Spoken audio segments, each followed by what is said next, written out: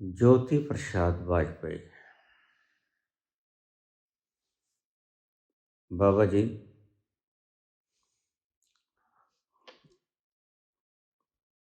आपका राजनीतिक चैनल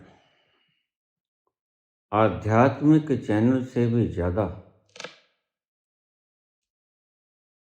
शांति देता है।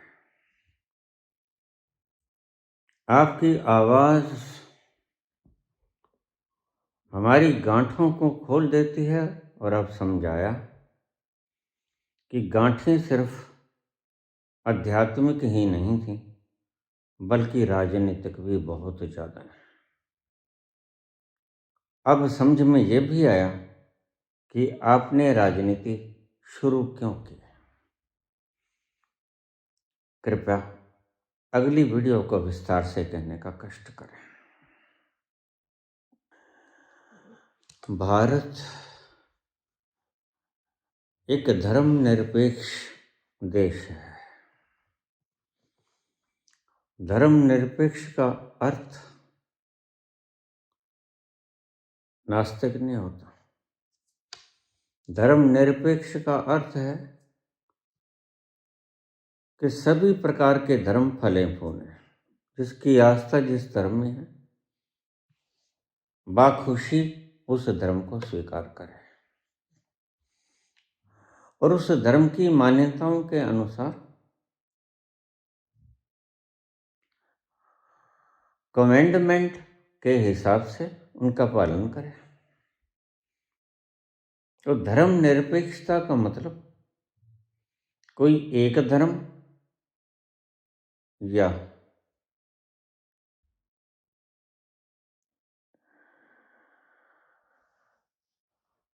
ऐसा नहीं होता कि परमात्मा नहीं है, नास्तिकता नहीं होती। सभी धर्मों का समूह है यह। कोई भी धर्म निवास कर सकता है और प्रत्येक धर्म पूर्ण स्वतंत्रता से अपने अपने धर्म के नियमों को मानते हुए पूरी आज़ादी के साथ रहने का अधिकार रखेगा।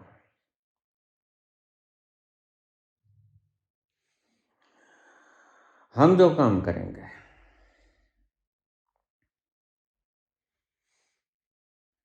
दो धर्मों के लिए विशेष काम करेंगे। वो काम सरकारों का होगा, हम पे छोड़ दो। सिख धर्म का जो मूर्ख बनाया लोगों को,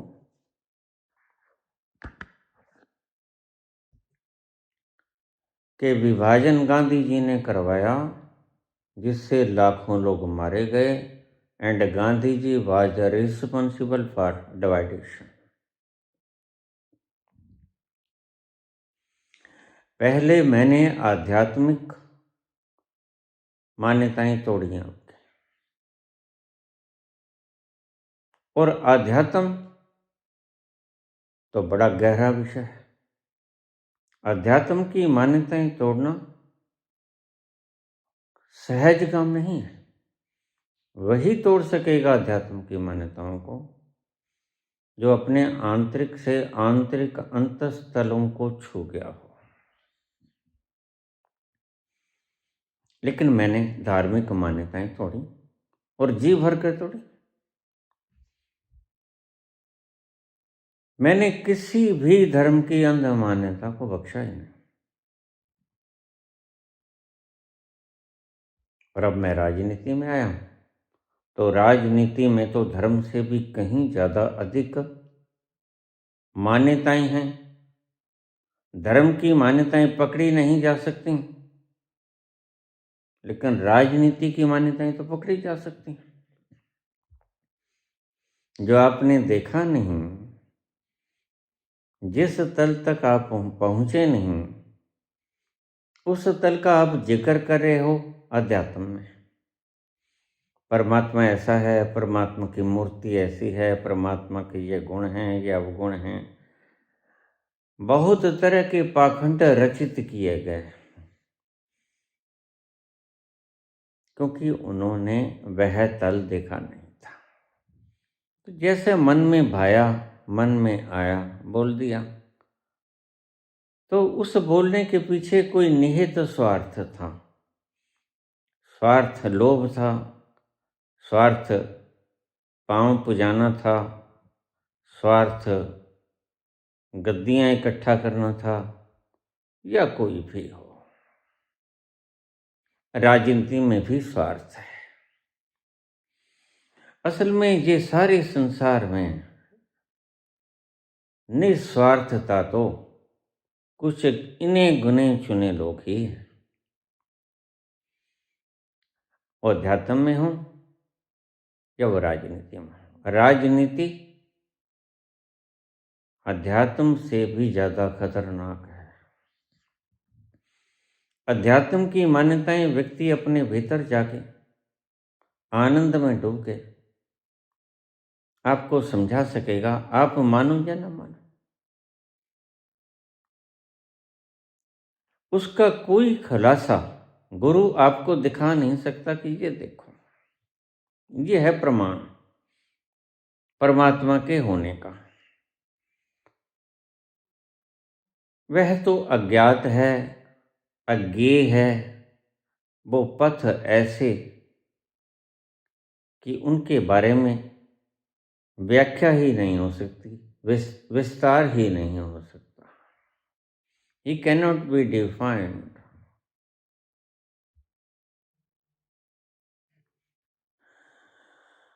लेकिन राजनीति का तो दर्ज है राजनीतिक साहित्य में। राजनीति की मान्यताएं तोड़नी तो आसान ही बड़ी, लेकिन राजनीति की मान्यताएं हैं बहुत ज्यादा। तो चलिए, मेरा काम मान्यताओं को तोड़ना रह गया और आपको सही मार्ग दिखाना रह गया। और मैंने अध्यात्म में जहां तक हो सका गहरे से गहरे तल नापे और आपको गहरे से गहरे तलों पर ले गया। अब राजनीति भी कोई कम मान्यताएं नहीं रखता, दुर्मान्यताएं जो सही नहीं है, वही जो आपने देखा नहीं, वही जब आप जन्मे ही नहीं थे उनके बारे में कमेंट करना और ऐसे ऐसे कमेंट करना।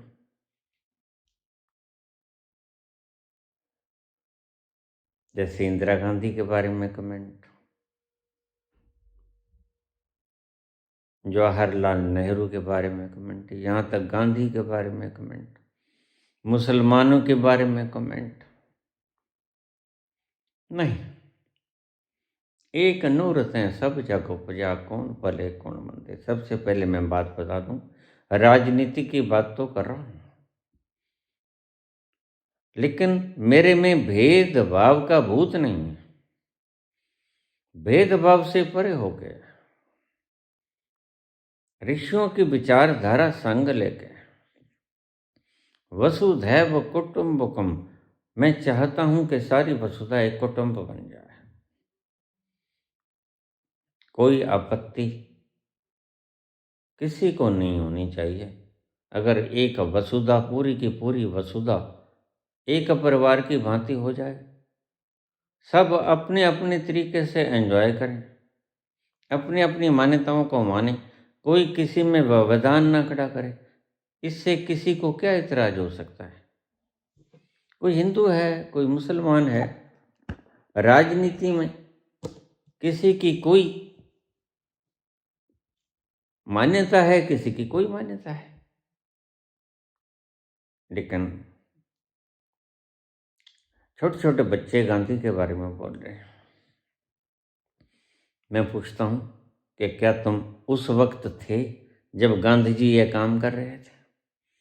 नहीं जी, मैं तो उसके 70 साल बाद जन्मा हूं, मैं तो अभी जन्मा हूं। गांधी का जन्म तो 1869 में हो गया था। आपका जन्म 70 साल बाद हुआ, 1940 में हुआ। कितने साल के हो गए? 85 साल का बूढ़ा अपनी बात कह रहा है, ना गांधी से मिला, बस सिर्फ सुनो। आज जो राजनीति के बारे में प्रचार कर रहे हैं, मैं तुम्हें एक बात समझा दूं साफ साफ। जो फेसबुक पे किसी ने लिख दिया, कोई भी लिख सकता है, फेसबुक पे तुम भी लिख सकते हो। जो व्हाट्सएप पे लिख दिया, कोई भी लिख सकता है, व्हाट्सएप पे तुम भी लिख दो। लेकिन इतिहास क्या है? जो इतिहास के पन्नों में दर्ज है वो इतिहास, जिन्होंने उन पलों को अपनी नग्न आंखों से देखा है, वो इतिहास है। तुम उन पन्नों को कभी फलोरे नहीं हो, खंगाले नहीं हो। तुमने खंगाला व्हाट्सएप, तुमने खंगाला फेसबुक, तुमने खंगाले और मीडियास। लेकिन मीडियास आजकल सत्य नहीं, बकाऊ हो गए। इतिहास खंगालना पड़ेगा, इतिहास पढ़ना पड़ेगा। नेहरू के बारे में, गांधी के बारे में, इंदिरा के बारे में, किसी के बारे में किसी प्रकार की बात व्हाट्सएप पर लिख दी गई, वह सत्य मानने वाला मंदबुद्धि है, उसकी बुद्धि कमजोर है, क्योंकि वह सत्य की अंतरतम गहराइयों में जाना नहीं चाहता। जो कुछ उसने पढ़ लिया व्हाट्सएप पे, वह ही उसके लिए सत्य है। नहीं, ऐसा नहीं चलेगा। अध्यात्म में अपने अंतस में उतरना होता है, राजनीति में इतिहास में उतरना होगा, इतिहास में पढ़ना होगा जाकर। इतिहास में बहुत कुछ दर्ज है, जिन चीजों पर आप झगड़े कर रहे हो, लड़ाइयाँ कर रहे हो, बेबुनियादी डिस्कशन कर रहे हो, इतिहास को आपने कभी पढ़ा नहीं, खंगाला नहीं। व्यर्थ के शास्त्रार्थ कर रहे हो तुम, और इसमें कोई अर्थ नहीं। कौन क्या था, कैसा था, क्या तुमने अपनी आंखों से देखा? क्या तुम जानते हो कि ऐसा हुआ भी कि नहीं हुआ? Who was responsible for partition?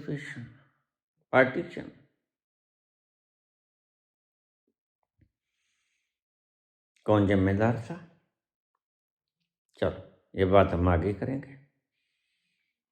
आज के प्रवचन में सिख धर्म का हमारा एक तीर्थवार रह गया,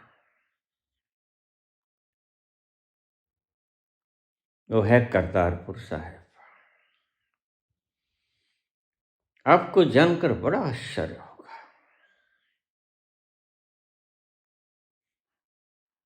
गांधी उस वक्त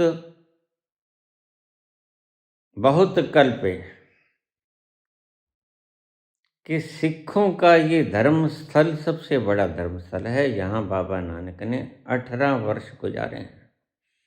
18 वर्ष तक बाबा नानक यहाँ पर रहे हैं। आखिरी 18 वर्ष जीवन का 70 साल जिए है बाबा नानक। 52 से लेकर 70 तक करतारपुर साहिब में ही रहे।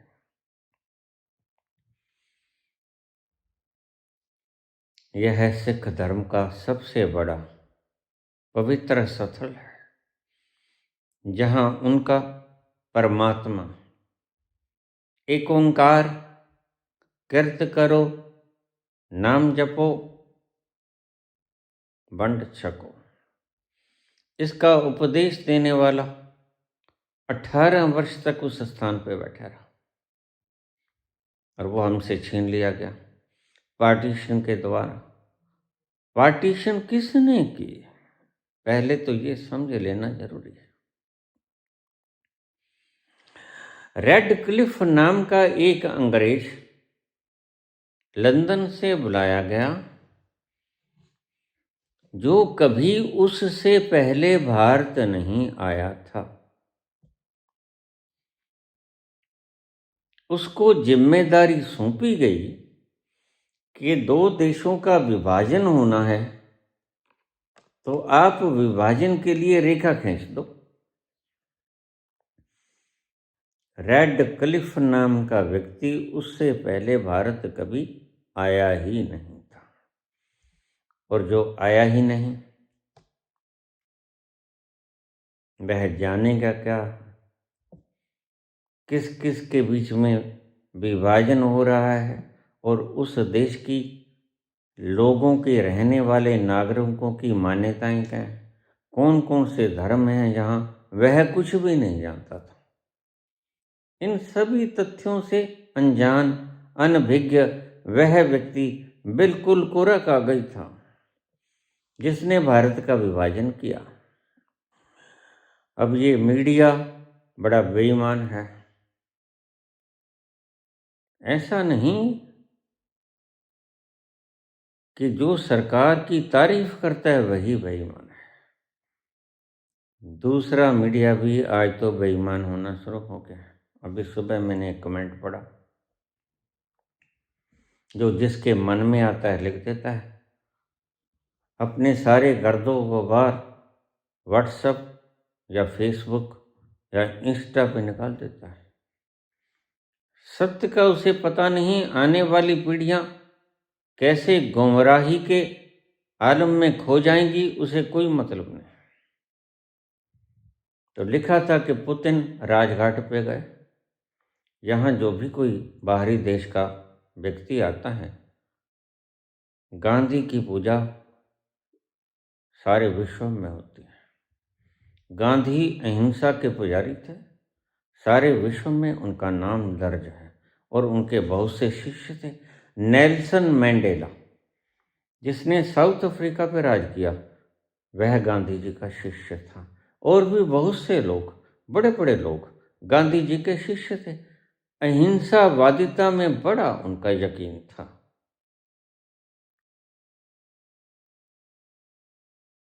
पुतिन जी यहाँ पर आए और वहाँ लिखी हुई, वहाँ पर पड़ा हुआ रजिस्टर जहाँ अपने विचार लिखने होते हैं, तो मैंने पढ़ा कमेंट कि पुतिन आए, राजघाट पर पड़े हुए रजिस्टर में लिख के गए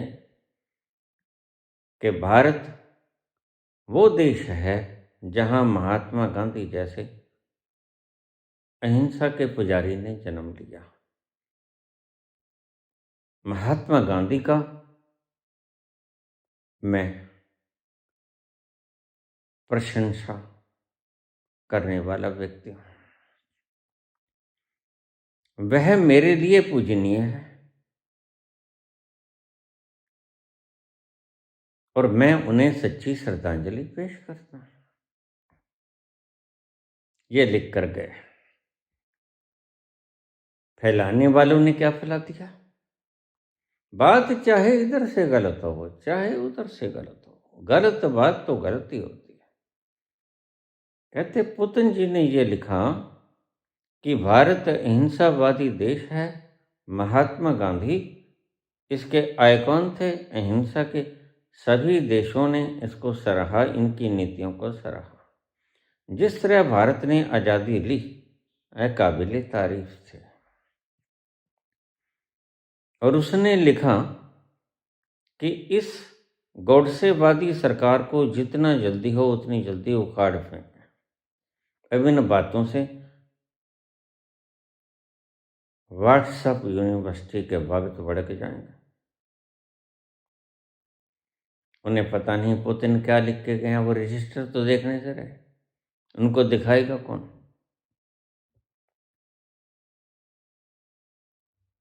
पुतिन लिख के गए हैं ये कि अहिंसावादी देश, हम इनकी कदर करते हैं, महात्मा गांधी के हम पुजारी हैं, फैन हैं, फॉलोअर्स हैं, हम समता और समानता में विश्वास रखते हैं। लिख के सिर्फ इतनी बात गए थे और सच्ची श्रद्धांजलि दे के गए थे। इतनी सी बात को बिगाड़ लिया क्या दूसरे मीडिया ने, जो अपने आप को शुद्ध मीडिया कहता है। उन्होंने लिखा कि पुतिन लिख के गए कि गोडसेवादी सरकार को जितनी जल्दी हो सके उखाड़ फेंको। गलती चाहे इधर से हो, द्वेष और नफरत की भावना आग चाहे इधर से फैलाई जाए या उधर से फैलाई जाए, वह गलत है। इसलिए पहली बात तो तुम्हें बता दूं, राजनीति पर जो भी मेरा प्रवचन सुनते हैं वो व्हाट्सएप पे लिखी हुई किसी भी बात को स्वीकार ना करें। इतिहास की किताबें खंगालें, वहां से सत्य मिल जाएंगे तुम्हें। इतिहास विद्वानों के द्वारा लिखा गया, इतिहास उन व्यक्तियों के द्वारा लिखा गया जो उस वक्त मौजूद थे, अपनी आंखों से उन्हें सत्य को निहारा। आज जवाब मांगने वाले उस जवाब को मांगने के अधिकारी नहीं है। जवाब सिर्फ वही मांग सकता था तब जब जवाहरलाल थे, जब इंदिरा थी, जब गांधी थे, जब पटेल थे, जब सुभाष थे। आज तो सिर्फ कोरी कल्पनाएं हैं, तुम कुछ भी बना लो, लेकिन कुछ भी बनाने से तुम्हारी कल्पनाएं सत्य में परिवर्तित नहीं होती। इसलिए मैं इन मान्यताओं को मिटाने आया। अध्यात्म की मान्यताएं मैंने बताई, जी तोड़ के मिटाई, शेष रहती भी मिटाता जाऊंगा अगर कोई मुझे ध्यान में आएगी तो। राजनीति की मान्यताएं भी मिटाऊंगा। मैं राजनीति करने नहीं आया हूं। अब ये मेरे शब्द सर्कल में ले लो। मैं राजनीति नहीं करने आया हूं। मैं राजनीति के गंध को प्रकट करने आया हूं कि ये है गंदगी, ये है शुद्धता। गंदगी मैं किसे कहता हूं? दुर्मान्यताओं को, दुष्मान्यताओं को मैं गंदगी कहता हूं, जो सही नहीं है, फैला दिया गया है किसी भी मीडिया के द्वारा, गलत माध्यमों के द्वारा जो फैला दिया गया वह गंद है, और इस गंद को साफ करने मैं आया हूं। राजनीति में बड़ी गंदगी फैली है। पहले मैंने अध्यात्म की गंदगी को साफ किया, अब मैं राजनीति की गंदगी को साफ करूंगा। मैंने आपसे कुछ नहीं लेना है। मैं आपसे पहले भी बोल चुका हूं, मेरे बोलने का उद्देश्य मानव का हित है, आपका सुख है, आपका आराम है, चैन है, आनंद है, खुशी है। आप अभावग्रस्त ना रहें, आपके पास सारे साधन हों और आपके पास भीतर की खुशी भी हो। आप निहाल हो जाओगे जब बाहर से देश संपन्न होगा, खाने को रोटी होगी, रहने को मकान होगा, पहनने को कपड़ा होगा, करने को कारोबार होगा, हाथ में पूंजी होगी। फिर आपको फिक्र नहीं करनी होगी कि मैंने लड़की की शादी करनी है, मैंने बेटे की पढ़ाई करनी है, मैंने अपने पेशेंट का इलाज करवाना है। ये सारी बातें सरकार ओट लेंगे।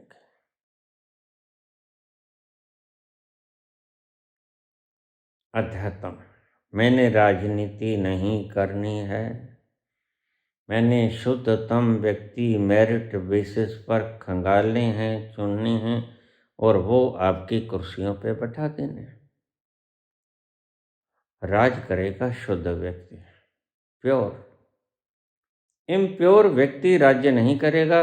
उसकी जगह जहां बनती है वहीं उसको ले जाया जाएगा। वो चाहे फांसी का फंदा है, चाहे सलाखों की लोहे की सलाखें, सबको उसकी जगह पे पहुंचा दिया जाएगा। बस यही हमारा उद्देश्य है। अगर किसी का कर्म, किसी ने ऐसे कुकर्म किए 10-5 हत्याएं करके वो आज राजगद्दी पे बैठा है। तो सत्य को खंगाला जाएगा और मुझे बताओ कि उसे दंड मिलना चाहिए या नहीं। बताओ मुझे, जिस व्यक्ति ने कत्ल हत्या की है, क्या वह हिंदुस्तान की गद्दी पर बैठने के योग्य है? आपकी आत्मा अगर कहे कि हाँ बैठने के योग्य है तो बोल दो कि योग्य है, और अगर आपकी आत्मा ये कहे कि नहीं योग्य तो कह दो कि नहीं योग्य। फिर तो मैं ये भी पूछ सकता हूँ कि अगर आपकी कोई हत्या कर दे तो क्या वह गुनाहगार है या कि नहीं है? तो फिर अपने मामले में तो तुम ये कहोगे कि बिल्कुल गुनाहगार है वो। तो फिर देश के साथ जिसने गद्दारी की, कौन मरा, उसका नाम क्या था, उसकी जाति क्या थी, उसका धर्म क्या था, ये बातें मायने नहीं रखती।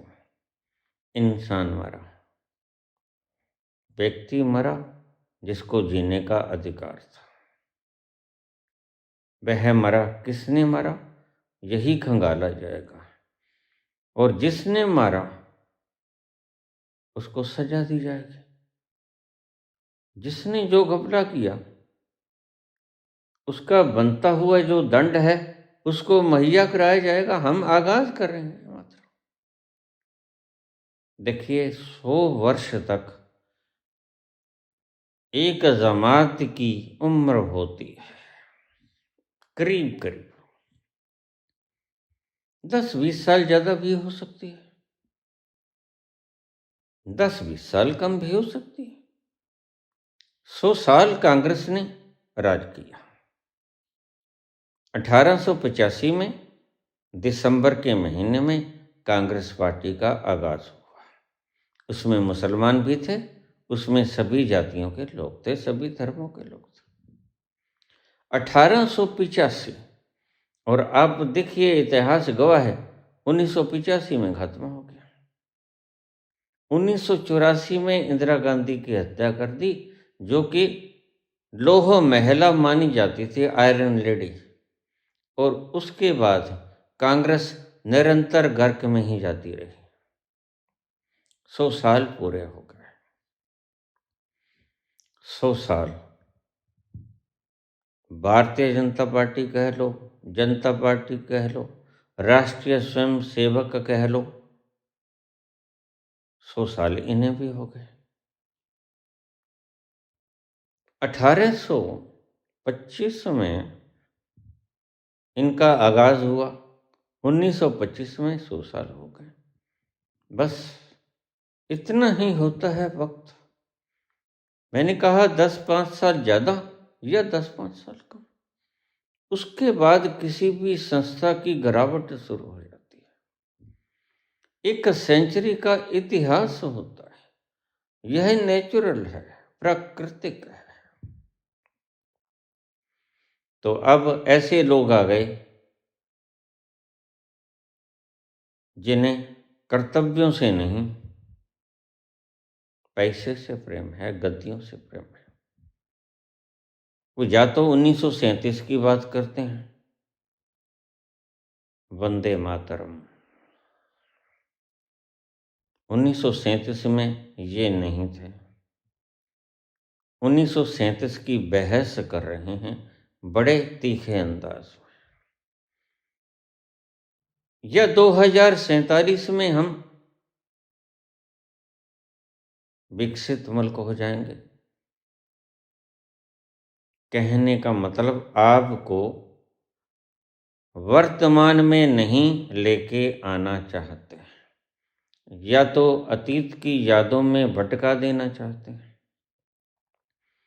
या भविष्य की कल्पनाओं में अटका देना चाहते हैं।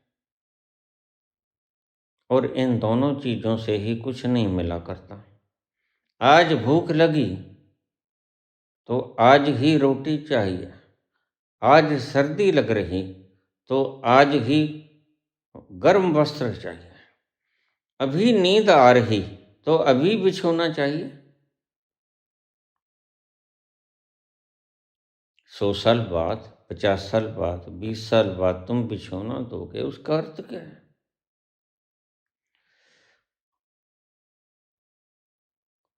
छलावा करने वाला राजनीतिज्ञ हमेशा आज की बात नहीं करता, या तो अतीत की बात करेगा या भविष्य की बात करेगा।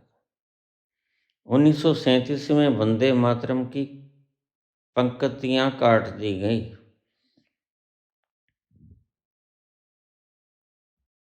2047 में हम विकसित मुल्क बन जाएंगे। दोनों ही अतीत या भविष्य की बातें हैं, दोनों ही वर्तमान की बातें नहीं हैं कम से कम। और सत्य होता है वर्तमान में। भूख लगती है वर्तमान में, पीड़ा होती है वर्तमान में। किसी डॉक्टर के पास चले जाओ, कहो कि पीड़ा हो रही है पेट में, वो कहे कि 2047 में आपको पीड़ा से मुक्त कर देंगे, तो क्या तुम उसकी बात को मान लोगे?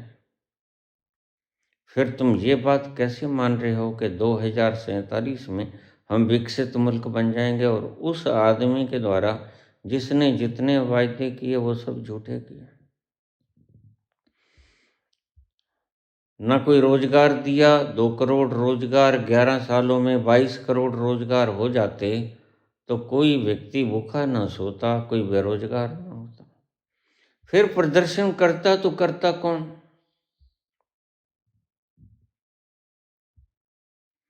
15 लाख दिए होते तो लोग अपना रोजगार खोल देते।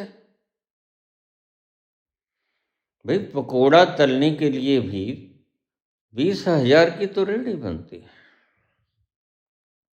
बाकी सामान और सभी पकोड़े तलने लग गए तो फिर खाएगा कौन? खुद ही खाते रहो फिर तो। जो व्यक्ति तुम्हें अतीत में भरमाए या भविष्य के कल्पनाएं दिखाए, वह झूठा है, यह पक्का पक्का मान लेना। प्लेन्स बनानी अलग बात होती हैं, कल्पनाओं का जाल बिछाना अलग बात होती है। मैं तुम्हें कहता हूं, हम तुम्हें वर्तमान में लेके आएंगे। सत्य सदा ही वर्तमान में होता है। सत्य न तो अतीत की स्मृतियों में होता, न भविष्य के गर्त में पड़ा होता। भूख अभी लगी तो अभी रोटी खानी पड़ेगी, प्यास अभी लगी तो अभी जल पीना पड़ेगा।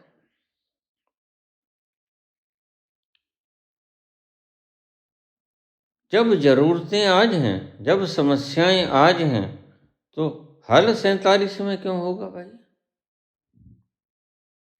जब जरूरतें आज हैं, समस्याएं आज हैं, तो इतिहास के खंडहरों में से क्या निकलेगा? सिर्फ तुम्हारे ध्यान के भटकाने के लिए ये सारे काम हो रहे हैं। और मैं तुम्हें याद करा दूं कि कोई तुम्हें इतिहास के खंडहरों में उलझा दे, या कोई तुम्हें भविष्य के काल्पनिक सपने दिखला दे। देखिए, 11 वर्ष पहले एक भविष्य का सपना दिखाया गया था ना, क्या वो पूरा हुआ आज? ऐसे ही आप देखोगे, 11 वर्ष पहले कहा अच्छे दिन आएंगे, आ गए? नहीं आए। भक्तों के लिए, मंद बुद्धियों के लिए आए, क्योंकि उनमें तो बुद्धि ही नहीं। जिसको एनेस्थीसिया दे दिया गया हो, उसको जैसे चाहे काट लो पीट लो, वह उफ नहीं करेगा। जिसको एनेस्थीसिया बेहोशी का इंजेक्शन दे दिया हो, उसकी आंतड़ियां काट लो, कोई पैर काट लो, कोई हाथ काट लो, किसी चीज का ऑपरेशन कर लो, वह ठीक नहीं मारेगा, चिल्लाएगा नहीं, उफ नहीं करेगा। बस ये मंदबुद्धि लोगों को एनेस्थीसिया दे दिया गया है। वो एनेस्थीसिया है धर्म का या विकास का। तो ठीक कहा मार्क्स ने इस संबंध में कि धर्म एक अफीम का नशा है, बिल्कुल नशा है। इस नशे को पिलाते रहो, लोग आपस में लड़ लड़ के मरते रहेंगे। वो एयर कंडीशन रूम में या जहाज़ों पर बैठ के विदेशों में निकल जाएंगे, फल तुम्हें भोगना पड़ेगा। तो हम क्या करेंगे? जब देश का विभाजन हुआ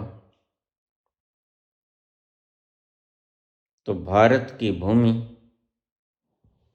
के बिल्कुल करीब 5 किलोमीटर दूर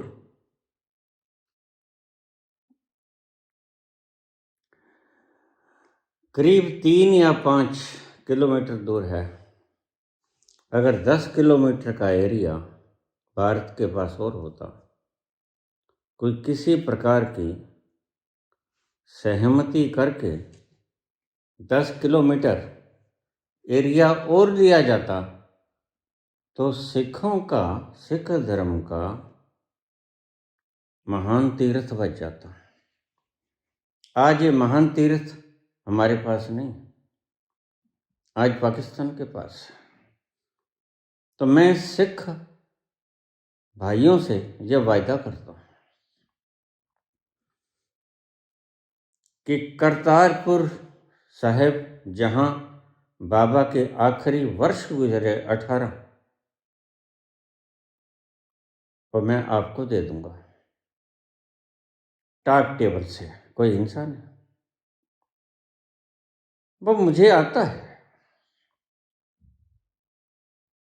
मैं गर्म दिमाग का व्यक्ति नहीं, गर्म दिमाग से कोई मसला हल भी नहीं होता। गर्म दिमाग से क्या सावरकर ने मसला हल कर दिया? नहीं हुआ तो शांत दिमाग से। गर्म दिमाग वाले भी थे, उनका भी योगदान तो रहा, लेकिन आखिर में उन्होंने तवज्जो तो गांधी जी को ही दी। शांतिपूर्वक आपको करतारपुर साहिब दे दूंगा, आपको कोई वीज़ा कोई परमिशन लेने की जरूरत नहीं, वह आपके क्षेत्र में आ जाएगा। करतारपुर साहिब कॉरिडोर नहीं होगा, सारा इलाका ही तुम्हारा होगा। बहुत लोग पूछ लेते हैं, क्या जब क्षेत्र बंट रहे थे तो आप कहाँ थे?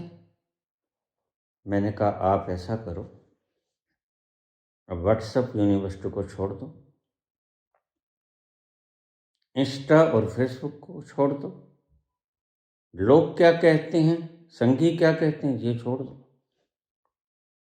तुम इतिहास में जाओ, छोड़ो इतिहास को, तुम चैट जी से पूछो,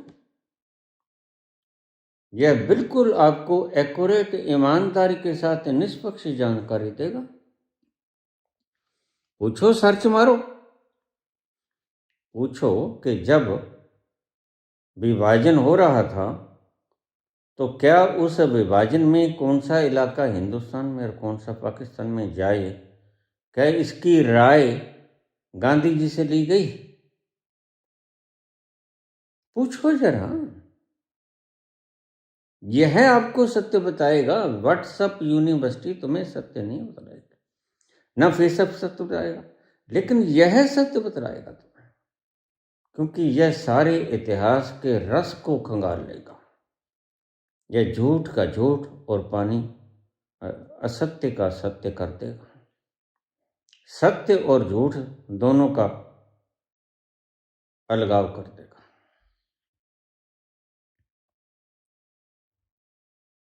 तो आप इससे तो पूछने, आप व्हाट्सएप पे चले जाते हो, किसी से पूछ लेते हो। कोई व्यक्ति मंच के ऊपर बैठकर कोई बात पूछता है और ऐसी ऐसी बातें पूछता है जिन बातों के प्रभाव में आप आ जाते हो। अगर आपके पास 2 भैंस हैं तो कांग्रेस आ गई तो एक भैंस या मुसलमान खोल के ले जाएंगे, ऐसे कैसे ले जाएंगे भाई? तो मिलिट्री किस लिए बैठी है? आप अपने दिमाग से सोचते नहीं, क्यों नहीं सोचते? क्योंकि मंद बुद्धि हो। समझदार व्यक्ति तो सोचते हैं, समझदार व्यक्ति सोचते हैं कि ऐसे कैसे ले जाएंगे।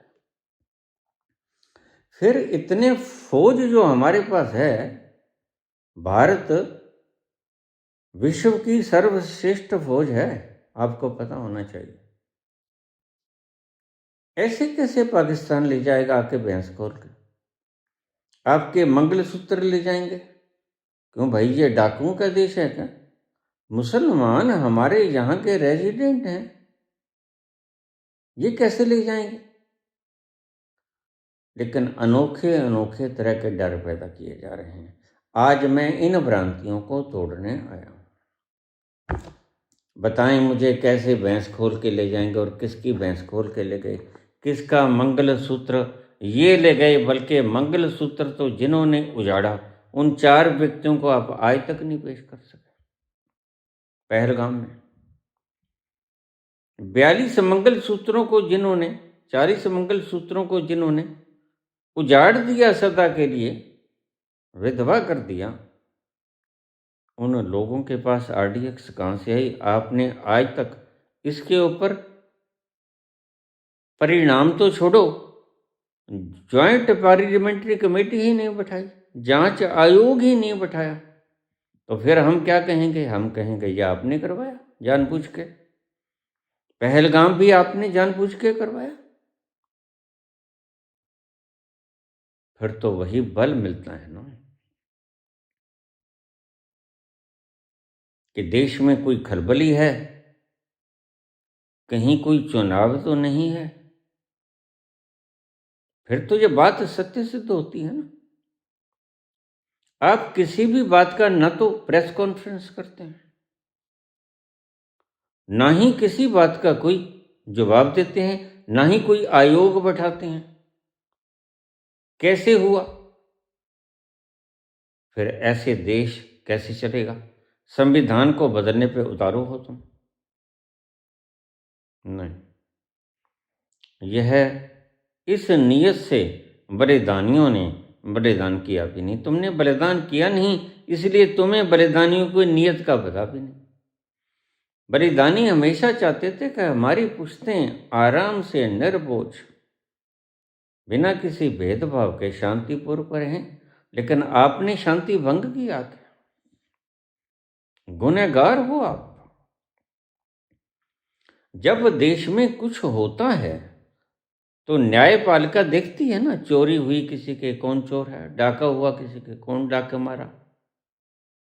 अपराध हुआ, हत्या हुई, किसने की?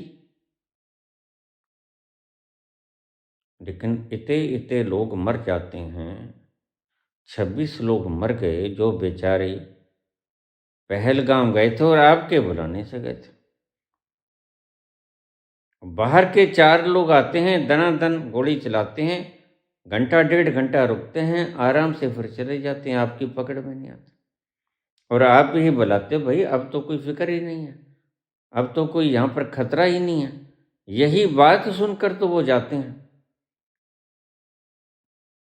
फिर दंड किसको मिलना चाहिए? जिसने कहा कि यह सेफ है सारा इलाका, उसको मिलना चाहिए या नेहरू को मिलना चाहिए, जो अब है ही नहीं बेचारा? तीर्थ यात्राओं पे बुला लिया गया, कुंभ में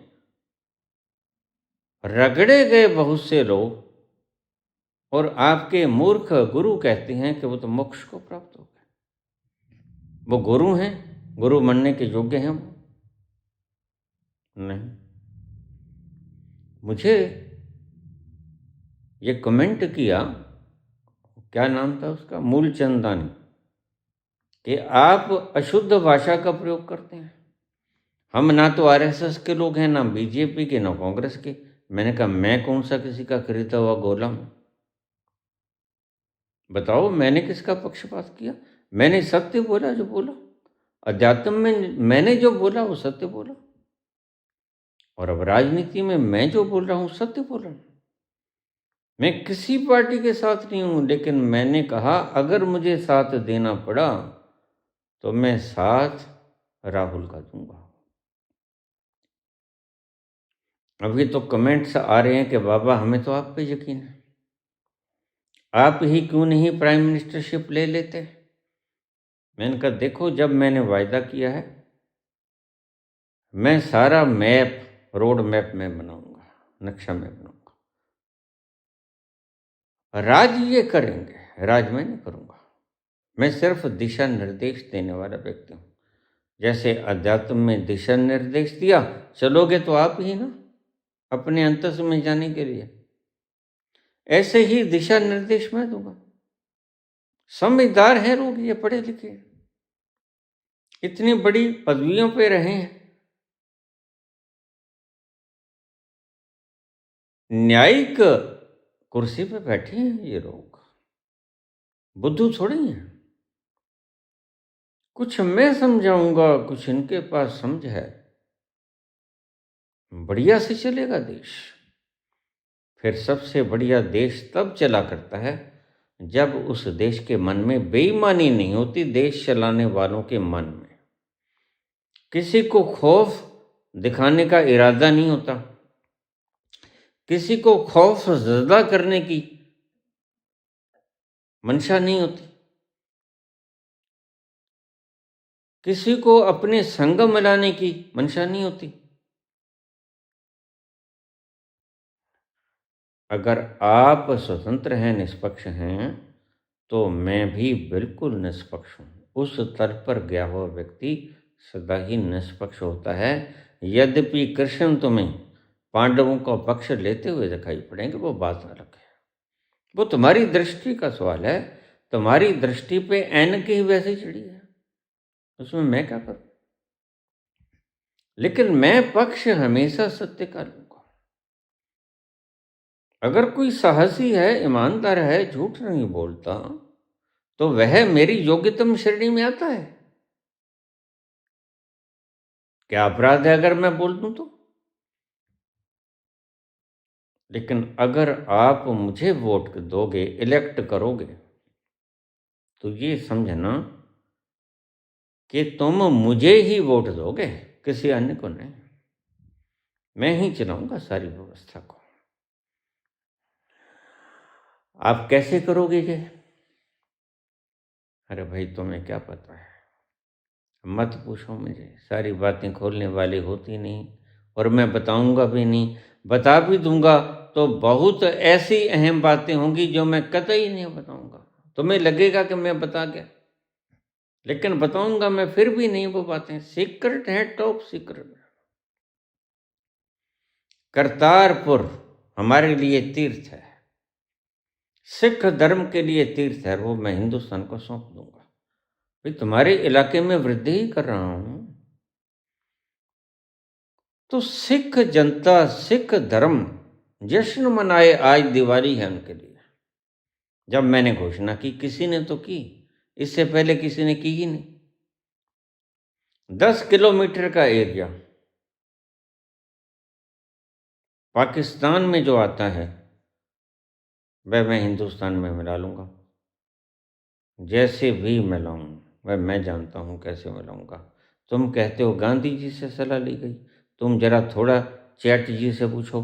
गांधी जी को तो वहां पर ठहरने भी नहीं दिया गया। रेड क्लिफ जो रेखा खींची गई, वह बाहर से वो व्यक्ति बुलाया जो कभी भारत आया ही नहीं था। उसने रेखा खींची। मूर्ख था वो बंदा, वो जानता नहीं था, हमारा नक्शा ही नहीं जानता था। उसने जहाँ से दिल किया वहाँ से खींच दी लकीर। अन्यथा हम लाहौर अपने बीच में रखते, और क्षेत्र से देने के लिए और बड़े साधन थे बराबरी के लिए, वो हम अपना लेते। लेकिन इन्होंने मुझे उस तंत्र में बैठाया ही नहीं। आप चाहो तो पूछ सकते हो, आप चाहो तो पूछो, चैट जी से पूछो, ग्रोक से पूछो, किसी अन्य एआई से पूछो, आर्टिफिशियल इंटेलिजेंस से पूछो, या तत्कालीन गवाहों से पूछो। क्या मुझे बुलाया गया? नहीं, मुझे तो नोआखली में फिर रहा था मैं तो। मुझे बिल्कुल नहीं पूछा इन्होंने।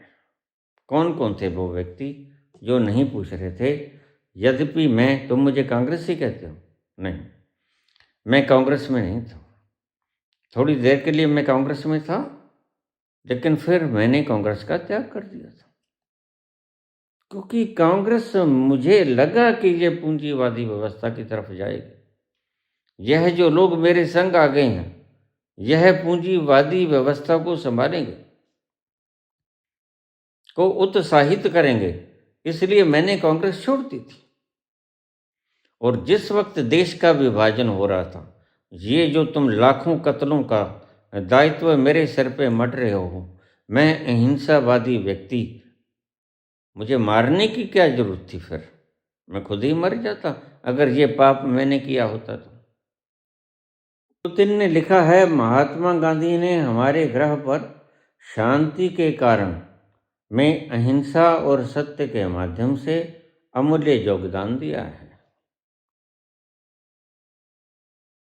जिसका प्रभाव आज भी महत्वपूर्ण है। महात्मा गांधी ने एक नए, अधिक न्यायपूर्ण और बहुध्रुवीय विश्व व्यवस्था की ओर हमें मार्ग दिखाया, जो अब आकार ले रही है। समानता, पारस्परिक सम्मान और सहयोग के अपने उपदेशों में आज भारत विश्व के लोगों के साथ मिलकर अंतर्राष्ट्रीय मंच पर इन्हीं सिद्धांतों और मूल्यों का बचाव करता है। रूस भी वही करता है। यह है कमेंट पुतिन का। और देखिए क्या बताता है चैट जी। ये जो तुम कहते हो कि ये हमें करतारपुर क्यों नहीं दिया गया, अब चैट जी से पूछो।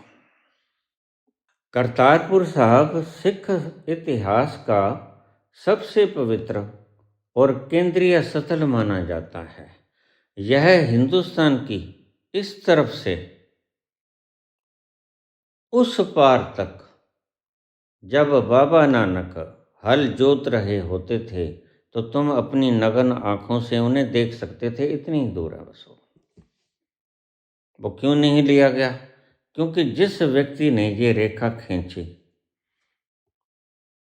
वो व्यक्ति भारत के नक्शे से अनजान था और उसमें गांधी जी शुमार नहीं थे।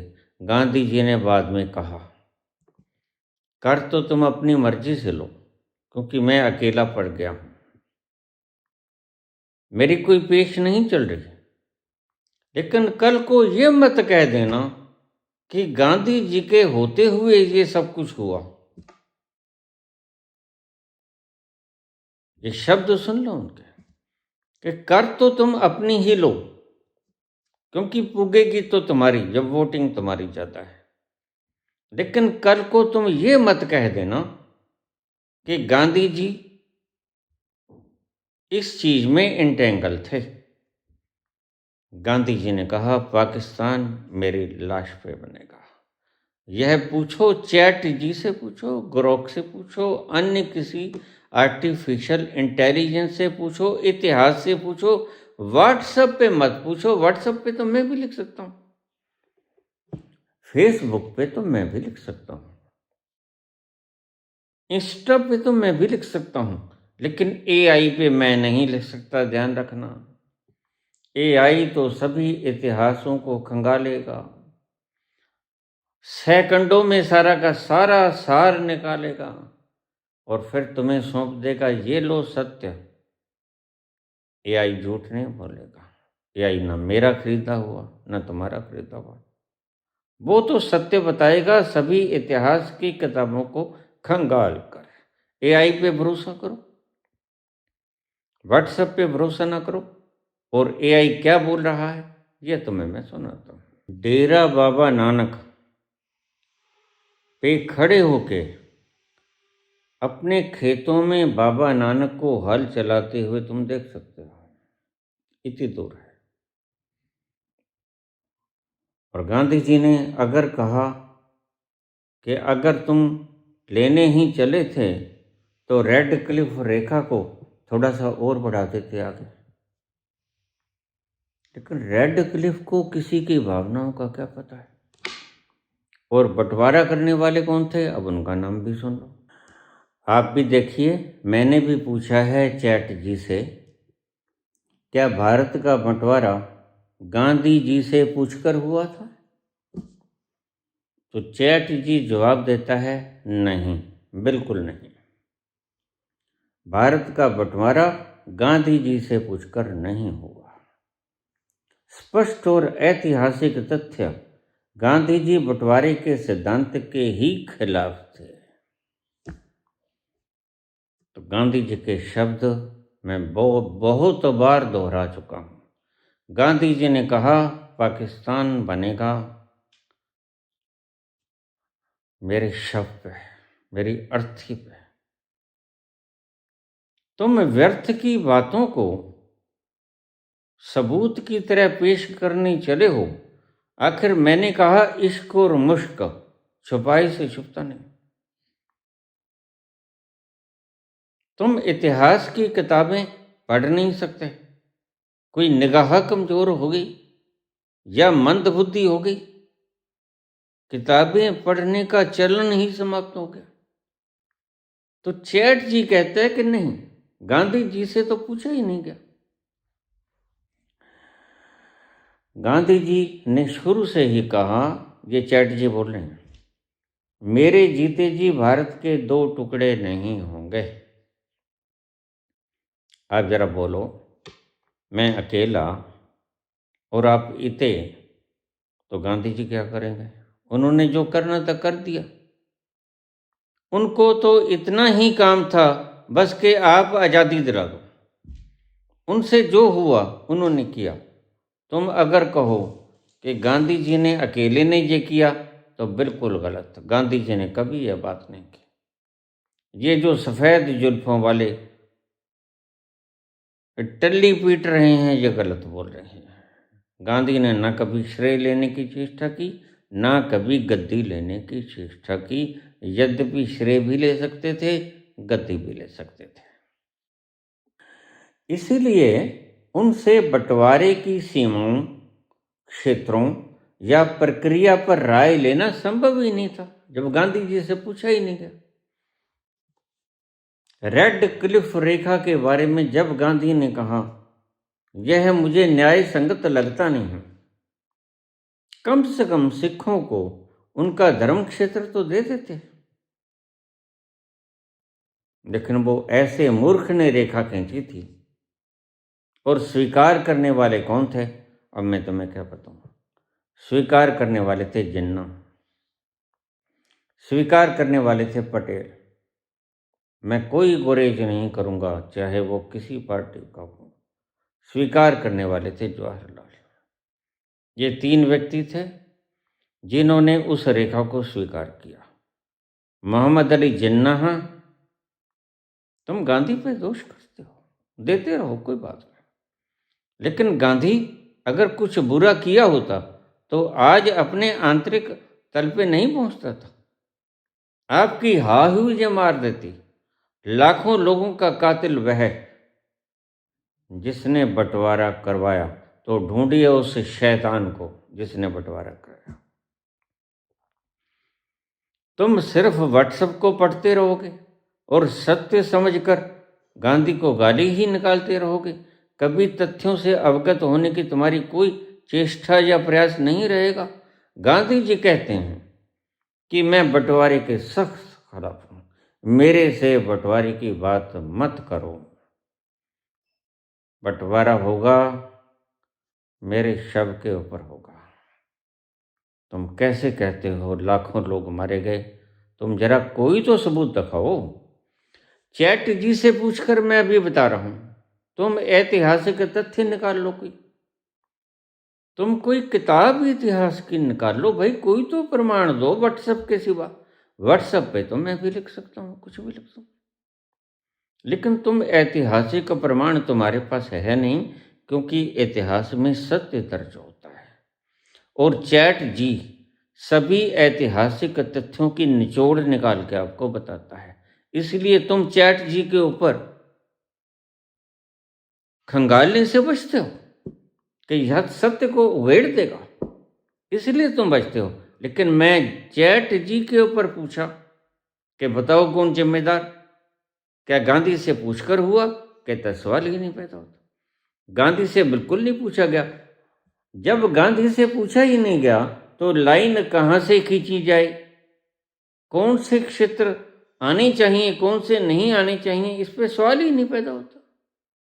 जब वो कहते कि बंटवारा ही नहीं होगा, बंटवारा होगा मेरे शव के ऊपर,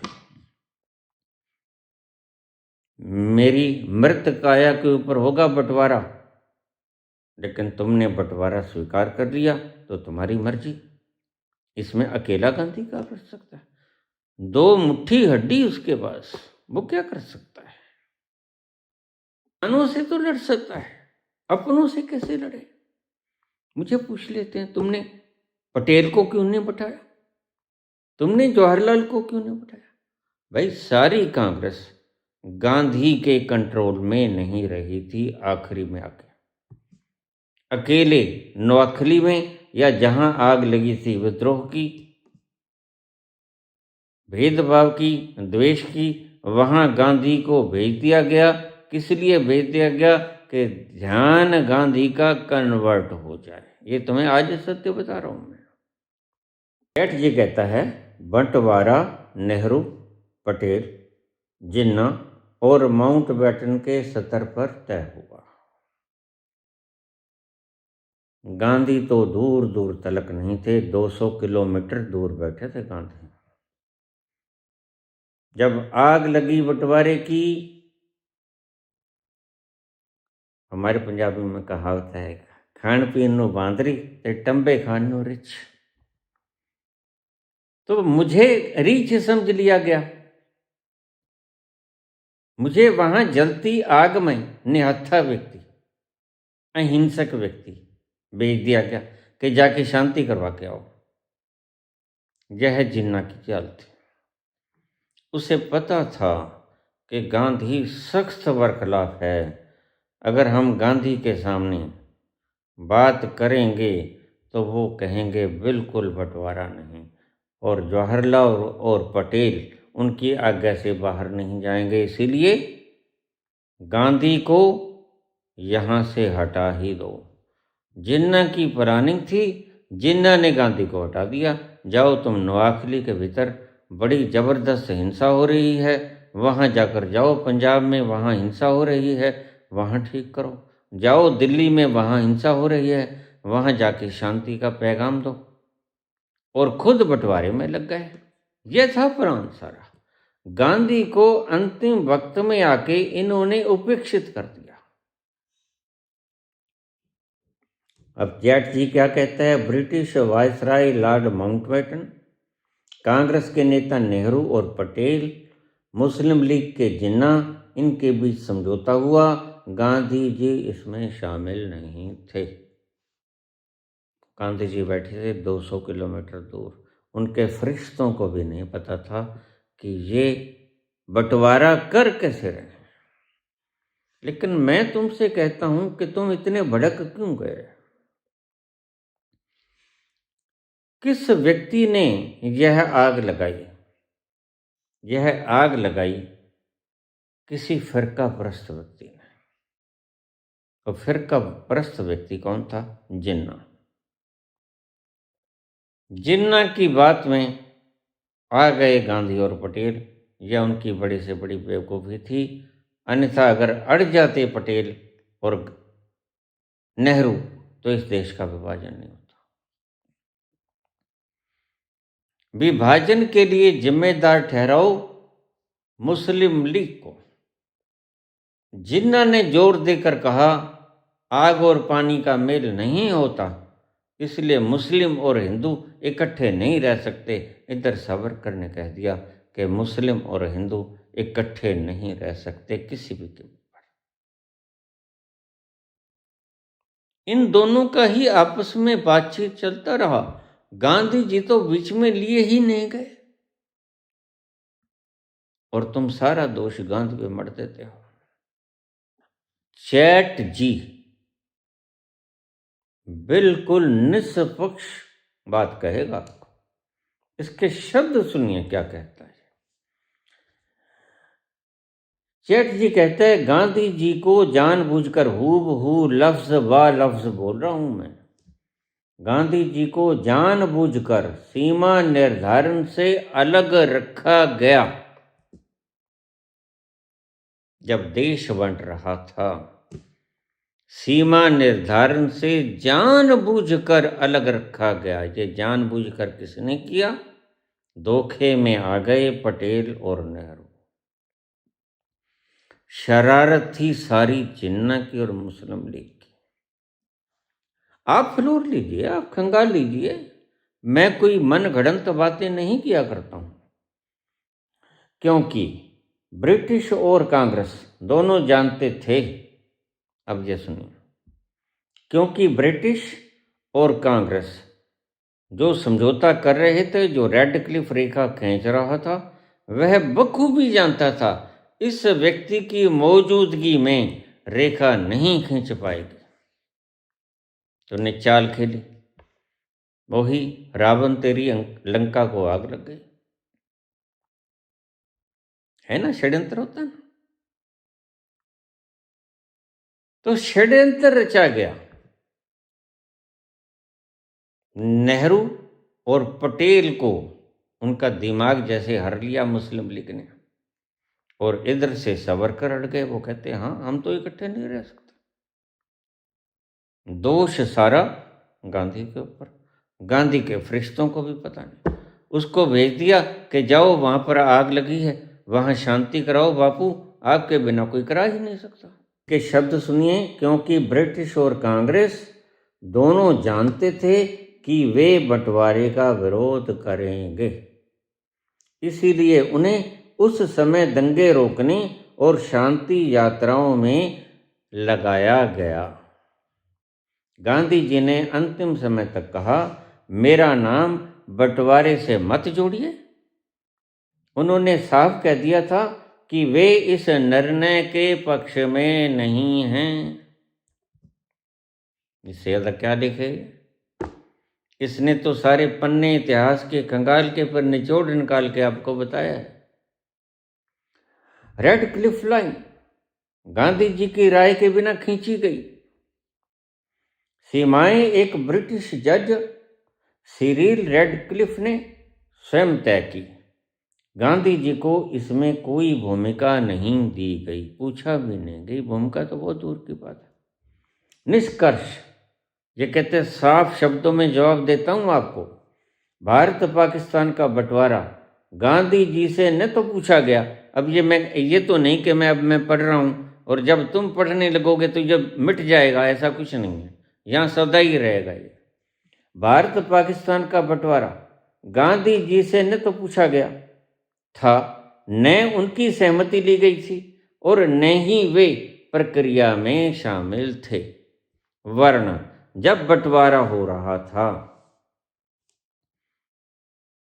तो उन सब ने षड्यंत्र रच के गांधी जी से कहा, देखिए आप अहिंसक हैं, अहिंसा के पुजारी हैं, आप जाइए फलां जगह आग लगी है वहां बुझाइए। नेहरू और पटेल कच्चा खा गए, क्योंकि उनके ऊपर ही मान था।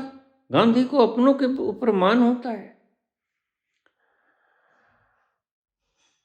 गांधी जी से न तो पूछा गया और न उनकी सहमति ली गई और न ही वे प्रक्रिया में शामिल थे।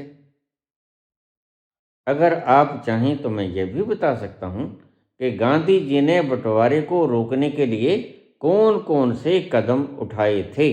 नेहरू और पटेल ने बंटवारे को क्यों स्वीकार किया? ये चैट जी कहता है कि पूछिए जनाब, अगर आप पूछना चाहते हो तो आज मैं इतिहास के पन्ने खंगाल ही दूं, खोल ही दूं। मैं एक भी हत्या का जिम्मेदार नहीं हूं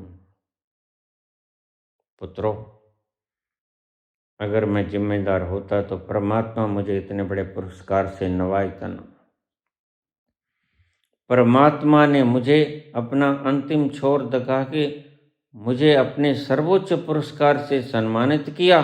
उसका कारण ये है कि किसी की एक पेंसिल भी गुम हो गई तो वह गांधी जी के कारण नहीं हुई, तुम्हारे तो कट गए लोग, गाड़ियां भर भर के आईं और गईं, लेकिन तुम गांधी जी पर मत देते हो।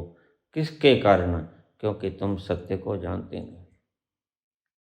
किसी न जानने वाले ने, दुष्ट ने, अपनी दुष्टता का परिचय देकर आपके सोशल मीडिया पे सारी बातें डाल दी। मैं कहता हूं आप बिल्कुल विश्वास मत करो व्हाट्सएप पे, क्योंकि व्हाट्सएप पे तो तुम भी लिख सकते हो, लेकिन मुझे एक बात का जवाब दो, क्या तुम चैट जी पर भी लिख सकते हो?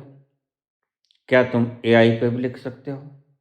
क्या तुम ग्रोक पे भी लिख सकते हो? लेकिन क्या तुम व्हाट्सएप पे लिख सकते हो? तुम कहोगे बिल्कुल लिख सकते हैं। क्या लिख सकते हो? तुम कहोगे जो भी चाहें वो लिख सकते हैं। तो फिर किससे पूछना वाजिब? चैट जी से, एआई से पूछना वाजिब। तो एआई तो फिर ये कह रहा है, और मैं साक्षी हूं। मैं सौगंध खाता हूं उस अपने ही अनंत स्वरूप के। मैंने एक चिड़ी क्या, एक कीड़ी भी नहीं मरने दी। अगर मैं इन चीज का दायित्व मेरे पास होता तो तुम्हें पता नहीं मैं कितना नर्म दिल का इंसान।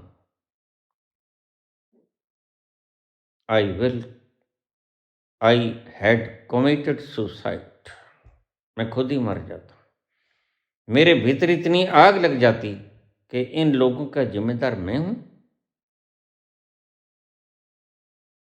नहीं। इसीलिए स्पष्टतः मैंने कह दिया, देखो बिल्कुल मेरे शव के ऊपर राष्ट्र के दो भाग होंगे। तुम जिस भी एआई से चाहो खंगाल लो, जिस भी इतिहास के पन्नों को चाहो खंगाल लो, पढ़ लो। कोई भी पुस्तक किसी के द्वारा भी रचित हो, चाहे मेरे दुश्मन ने भी क्यों ना रच दी हो, उसमें खंगाल लो। कहीं भी लिखा हो कि ये गांधी जी ने बंटवारा कराया, तो मैं जिम्मेदार हूं। ऐसे ही किसी को बदनाम करना अच्छा नहीं होता। ये देखो, ये जो मूर्ख मीडिया है, ये सुबह से शाम तक क्या कुछ नहीं कहता। और अब तो हमारा जो असली वाला मीडिया कहते हो तुम, वो भी झूठ बोलना शुरू हो गया है। बस कल को मोदी जी त्याग पत्र दे देंगे। आपको मैंने बताया पुतिन की बात। पुतिन लिख के जाते हैं कि यह प्लेनेट के ऊपर ऐसा पहला व्यक्ति आया था जिसने यहाँ अहिंसा की नींव रख दी, पक्की पक्की नींव रख दी, और हम समानता की ओर चल रहे हैं। हम उनके बताए हुए मार्ग को अपना रहे हैं। और ये कहते हैं कि वो तो लिख के गया कि ये गोडसेवादी सरकार को उखाड़ फेंको। किसके ऊपर विश्वास करोगे तुम? मैं ईमानदार व्यक्ति हूं। मेरे ऊपर तुम्हें चाहो ना चाहो विश्वास करना ही होगा। मैं तुम्हें आखिरी सबूत दे रहा हूं, इसीलिए नहीं कि तुम्हारे भ्रम मिट जाएं, नहीं, इसीलिए कि सत्य प्रकट हो जाए। जो असत्य तुम्हारी विवशा ग्रंथि में ठूस दिया गया, वो तहस नहस हो जाए, वो जल जाए, भस्म हो जाए, सत्य प्रकट हो जाए, असत्य खो जाए, वाष्प बनकर उड़ जाए, एवेपोरेट हो जाए। मैं आज एआई से प्रश्न तुम्हारे सामने तो पूछा, जाके पान फटी विवाई, सो क्या जाने पीर पराय, जाके पैर न फटी विवाई, सो क्या जाने पीर पराई, जिसके पैर।